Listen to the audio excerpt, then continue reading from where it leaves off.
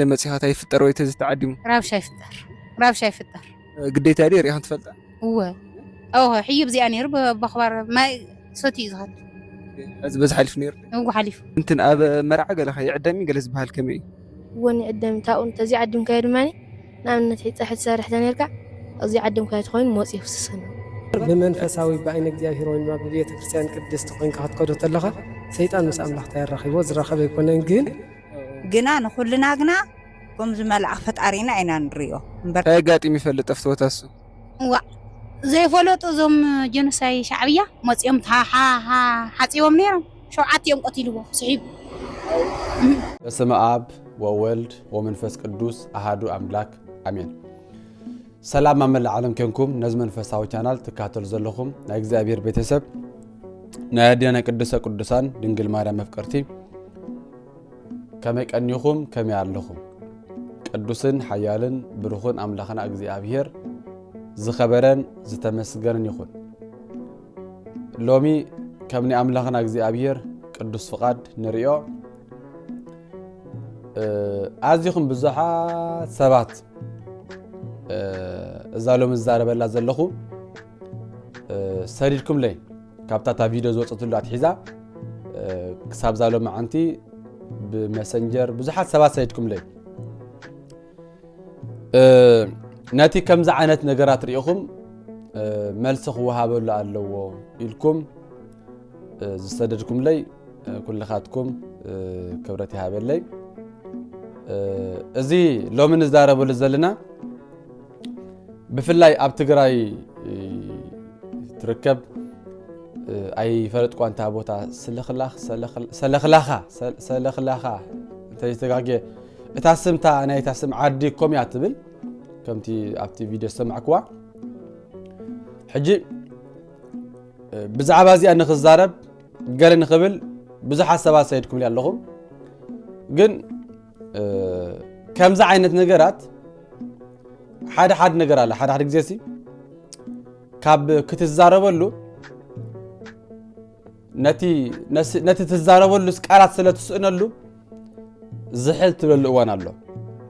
ሕጂ ከምዚ ዓይነት ነገራት ከም ምዝራብ ጥራይ ትዛረበሉ ምን ኢኻ ምክንያቱ ልዕሊ ቃላት ስለ ዝኾኑ ልዕሊ ኣእምሮ ስለ ዝኾኑ ነዚ ዓይነት ነገራት እንታይ መብርያ ክትበሉ تنكيف كايو زحلفونا يكونن كمزا عينت نجارات كاب سرو تمنقيسو كساب زخيد زسر حلو مبر نحاده سمون تزاريبكا بدحرو زرساع يكونن ازي ناي هيوت قداي سلازخونه سلازي ازي نجار زي بقليلو ريخا زحلف سلازي يكونه ويدما مسئلكا تزاربلو زي يكونه كابتي نتزل سمعت وكانت أوشت أو نت كتقولت أزدلها قالت سلازة حاطرك سقطلو لاقات أمس سلازلو قالت في هاي تزارب كلها بتعم زحم ميقل زحزن كايو مالت كم زعان النقرات زي عبرورم دو بطنوم انتاي كنبل نموني عبريرو دحراي سيطان كم زخونه كم ملأخ كم زحسب كم أملاخ كم ملأخ حوسوس زبلة سيطان نسيطان كقصص سيطان نحمام فويسو نزع كوص سيطان كاب سيطاناوي نجرات كدحن كم يجرو سيطان نسيطان كوصو سيطان نسيطان انتدا زوصو كينو كم تقال زبلو قويتا زبلو ازوكو ببيئل زيبول بحلقة اغاننتي جيرين اغانن زوصوم زلو مسبلو اموكم ازقبر تدا خوينو اتا منغست دا خمي جيرا تقوميا سلازي سيطان دراما خسرح يخيل امبر ناي بحقي حقنيا دحنت حقنيا فوس كهباي كلنيو كمز نجر زيغن بفلا يابز عد خمز رانايو بقلقل سبات زجمرو كجمرن كله يرداكاني بقلقل يجمرو بدحريتو ورا ينزح اب كمز قلاي كيدس كمزا غاطيمني كمز بحالالو تبايلو كمزي بتاريخ ينገርሞ اتسب كاب نسنتو كاب قلعنتو كم غيرو سلازعبي نعيزو سلازخيد بقى كم حقنت غيرو ابروس يسفرمو مسعابي نسو دما كم يغبر نسو دما ندقو ينغرم دقوها هم يعبي كم نابلت كساب زلنا يبصيو سلازي እዚ ነገር እዚ بفلاي ኣብ ክሳድካ ናይ ክርስቶስ መስቀል ጌርካ ክርስቲያን ተባሂልካ ኦርቶዶክስ ተባሂልካ ከምዚ ነገራት ክትስዕብ ኣጸያፍ ነገር እዚ ልክዕ ከምቲ እግዚአብሔር በሓያል ቅልጽሙ ካብ ኢድ ፈርዖን አድሒኑ ነፃ አውጽዩ ነቲ ቀይሕ ባሕሪ ኣብ ክልተ ከፊሉ ካብ ሰማይ መና እናውረደ ካብ ከውሒ ከዓ ማይ እናፈልፈለ ፀሓይ ከይውድኦም ፀሓይ ከይሃርሞም ፀሓይ ከይኮኖም ብደመና ጸልማት ከይኮኖም በአምደ ብርሃን እና መረሐ ዝኸይድ ዝነበረ እግዚአብሔር ኣብ መወዳእታ ግን ንዑ ገዲፎም ናይ ግብጽ ሽጉርቲ ክናፍቆን ከለው ብመንጽር ድማ ነቲ ዝለመዱ ኣብ ግብጽ ከለው ዝለመዱ ልማድ አሮን ግበር ለነ አማልክተ ዘያሃውሩ ቅድሜነ ወዘይጸቡ ጸረነ እስመዝኩ ሙሴ ዘአውጻን ምድረ ግብጽ ይነአምር ከመን ተኮነ አሮን እቲ ካብ ምድሪ ግብጽ ውጻና ሙሴ ናቤ ከም ዝኸደ ስለ ዘይፈልጥ ንዓና መሪሖምና ክኸዱ ዝኽእሉ አማልክት ገበረልና ኢሎም እግዚአብሔር ተቆጥዑ ኣብዚ ግዜ እዚ ብዙሓት ነፍሳት በቲ መዓልቲ ወይ ድማ በቲ ለይቲ ጠፍዮም ስለዚ እዚ ነገር ዝውን ንእግዚአብሔር ገዲፎም ነቲ አምላኽ ዘይኮነ ከምልኹ ስለዝጀመሩ እግዚአብሔር ከም ዝቀዘፎም ካብዚ ተፈሊ ዝረውን ኣይኮነን እዚ ሎም ዝግበር ዘሎ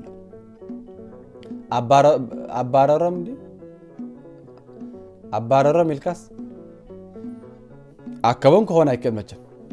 አባረረም ወጸጋ እግዚአብሔር ዘባረር ፍቅር እግዚአብሔር ዘባረር ካብ ቤተ እግዚአብሔር ዘርሕቅ ከውን ይኽእል ይትናት መግለጺ እዛ አባረረም ግን ሰይጣን ከባራ ይክልኒ ሰይጣን ከምስል ክጻወት ይኽእል እዩ ነቲ ሰይጣን ዘውጾ ከመስል ይኽእል እዩ ድራማ ክሰርሕ ይኽእል እዩ ሰይጣን ከውጻ ይክልን ሰይጣን ድማ ኣብ ደቂ ሰባት እንትርፊ ኩፋ ሓሳብ ጽቡቕ ሓሳብ ሃሊው አይፈልጥን ምክንያቱ ሰይጣን ማለት አባላ ሐሰቲ ዘተናገረ በነግ ይደግም በሰርክ ስለዚህ ከምዛ አይነት ነገራት ሓደ ኣብ ሚዲያ ኮጽ ብምርአዩን አነ አሕዚኑኒ ነዝም ሞንታልካ ኣብ ሚዲያ ሲ እንታይ ዝፈትሕ ነገር ይብሉን ኣብ ሚዲያ ስለዝወፀ ፍታሕ ይብሉን እቲ ዋና ነገር ክኸውን ዝነበረ ግን ኣብታ ዓዲ ዝግበር ተግባር ብፍላይ ኣብ ትግራይ ብፁዓን ጳጳሳት አለው ሊቃውንት ቤተክርስቲያን አለው መምህራን አለው ቀሳውስት አለው ብዙሓት እዚ ነገር እዚ ናብኦም ክሓልፍ እሞ ንሳቶም ከዓ ነዚ ነገር ዝኣጽኒዖም ነቲ ዓዲ እቲ ሓቀኛ ዝኾነ ወንጌል ምሂሮም እዚ ኣባረሮም ዶ ኣርሓቆም ዶ ኣሸበሮም ዝብልዎ ዘለው ናይ እግዚአብሔር ነገር ከም ዘይኮነ ብናይ ሰይጣን ጥበብ ከም ዝተኣታተወ ሰይጣን ናብ ኢዱ ንኸምጾም ዝጥቀመሉ ሜላታት ከም ዝኾነ ነቲ ህዝቢ ነጊሮም ካብ ከምዚ ነገራት ክርሕቁ ኣብ ጉዳዮም ኣብ ውራዮም ክጽዋዕ ዘለዎ ኣባረሮም ዘይኮነስ ክጽዋዕ ዘለዎ ቅድስት ድንግል ማርያም ምስ ወዳእ ምክንያቱ ኣብ ቀና ዘገላ ዝተገብረ እዚ እቲ ወይኒ ምስ ተወደ ቅድስት ድንግል ማርያም ኣብ ማእከሎም ስለ ዝነበረት ኣይሓፈሩን ምክንያቱ ንሳ ድማ ናብ ወዳ ኸይዳ ወደይ ወይን እኮ የብሎምን ኢላ ነቲ ዝተወደ ወይኖም ትምልእ ንዝረሓቐ በረኸቶም ትምልእ እዛ ዓደ እዚኣ ኣብ ጎድኖም ስለ ዝነበረት እያ ሎሚ ድማ ንሕና ኣብ ህይወትና ቅዱሳን ወላ እኳ ብስጋ ምሳና እንተዘየለው ግና ኸህያዋን እዮም ምክንያቱ ጎይታ እንታይ ኢሉ እቲ ኣቐዲሙ ቅድሚ ነዊሕ ዓመታት ዝሞተ አብርሃም እቲ ቅድሚ ነዊሕ ዓመታት ዝሞተ ይስሐቅ ቅድሚ ነዊሕ ዓመታት ዝሞተ ብስጋ ዘይነበረ ያዕቆብ ጎይታ ክዛረብ ከሎ እንታይ ኢሉ ብፍላይ ሰዱቃውያን ንዘለዓልዎ ሕቶ ሓንቲ ሰበይቲ ነራሲ እዛ ሰበይቲ እዚኣ ሰብኣይ ኣትያ ትነብር ነራ ድሕራይ ግን እቲ ሰብኣይ ከይወለደላ መይቱ ብድሕሪ ድማ ካልኣይ ኣትዩላ ሳልሰይ ኣትዩ ራብዓይ ሸውዓትዮም ኣትዮማ ነይሮም እዮም እሞ ድሕራይ ብግዜ ትንሳኤ ሙታንስ ንመን እያ ክትከውን ምክንያቱ ሸውዓትዮም ኣትዮማ ነይሮም እዮም እሞ ኢሎም ሓይቶም ነይሮም ጎይታ ዝመለሰሉ ምላሽ ግን እዚ መጻሕፍቲ ኮነ ሓይሊ ኣምላኽ ብዘይ ምፍላጥኩም ትጋገዩ ኣለኹም ኣብ ግዜ ትንሳኤ ሙታን ሰባት ልክዕ ከም መላእኽቲ እዮም ዝኾኑ እምበር ምእታው ኮነ ምትእትታው የለን ኣነ ኣምላከ ህያዋን ዳ እምበር ኣምላከ ሙታን ኣይኮንኩን ዝብል ጽሑፍ ዶ ኣየንበብኩምን ኢኹም ኣነ ኣምላከ ህያዋን ዳ እምበር ኣምላከ ሙታን ኣይኮንኩን ኢሉ ንኣብርሃም ንይስሐቅ ንያዕቆብ ህያዋን ከም ዝኾኑ ገሊጽዎም ኣብዚ ግዜ እዚ ግን ኣብርሃም ብህይወት ኣይነበረን ይስሐቅ ብህይወት ኣይነበረን ያዕቆብ ከዓ ብህይወት ኣይነበረን ግን እቶም ምስ እግዚኣብሔር ዝነብሩ ቅዱሳን ህያዋን ዳ እምበር ሙታን ተባሂሎም ስለ ዘይገለጹ ነዚ ስለ ዝፈልጥ ድማ ቅዱስ ጳውሎስ ኣነ ግና ካብ ዝተፈለ ምስ ክርስቶስ ክነብር ናፍቕ ኣለኹ እናበለ ኣብ ፊልጵስ ንዝነበሩ ክርስቲያን ኣብ ምዕራፍ 1 ካብ ቁጥሪ 20 ክሳብ 23 ዘሎ ዝፀሓፈሎም ድሕሪ ግን ንሞት ፎኪሩሉ ሞት ሓይሊ ካበይ ኣሎ ኣታሲኦል ዓወት ካበይ ኣሎ ኢሉ ዝፈከረሉ ቅዱሳን ኣብ ቅድሚ እግዚኣብሔር ህያዋን ዳ እምበር ሙታን ስለ ዘይባሃል እዮም ስለዚ ለሙን ኣብ መርዓና ክጽዋዕ ዘለዎ ኣብ ባረሮም ኣይኮነን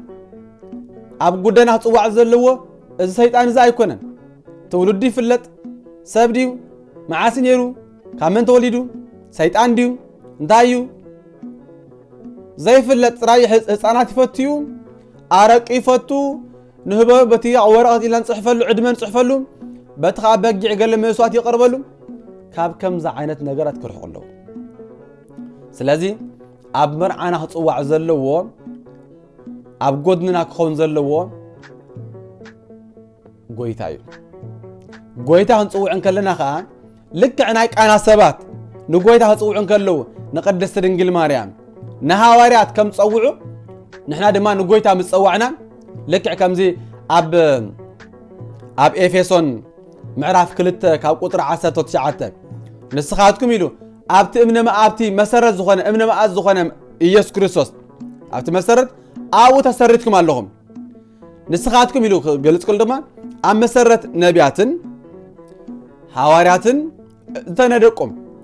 ደቂ ዓደም ንቅዱሳን ዳይኹም እምበር ኣጋይሽን መጻተኛታትን ኣይኮንኩምን ኢሉ ኣብ ኤፌሶን 2:19 ገልጸልና ዕብራውያን 12 ካብ 24 ድማ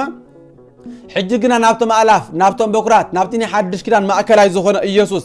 ናው በጽሕኹም ኣለኹ ሕብረትና ከምዚኦም ከም ዝኾነ ነጊርና ኣሎ ስለዚ ኣብ ኩሉ ጉዳና ክጽውዕ ዘለዎም እግዚአብሔር ምጽዋዕና እዞም ቅዱሳን እዚኣቶም ከዓ ናይ እግዚአብሔር ሰራዊት ዝኾኑ መላእኽቲ እዚኦም ክጽውዑ ዘለዎም በዓል ኣባረሮም ኣይኮኑን ስለዚ ሕጂ እንታይ እዩ ተዋና ነገር ክግበር ዘለዎ ሓደ ነገር እዩ ንሱ ድማ ከምዛ ቀዲመ ዝገለጽክዎ ብፍላይ እዚ ከባቢ ትግራይ ዘሎ ትግራይ ኩሉ ናይ እምነት ሰረት እዩ ናይ እምነት መሰረት ቦታ እዩ ኣብ ከምዚ ነገራት እዚ ናይ ጥንቁልና ክትርን ከለኻ ዘሕዝን እዩ ስለዚ ኣብኡ ዘሎ ብፁዓን ኣቦታት ጳጳሳት ነዚ ነገር እዚ ብዕምቆት ሪኦም ነዚ ነገር እዚ ብዕምቆት ክሰርሕሉ ነቲ ኣብቲ ዓዲ ዘሎ ካብ ከምዚ ነገራት ዝኽወፁ ነጊሮም ካብ ከምዚ ነገር ክላቐቕ ዘይክእል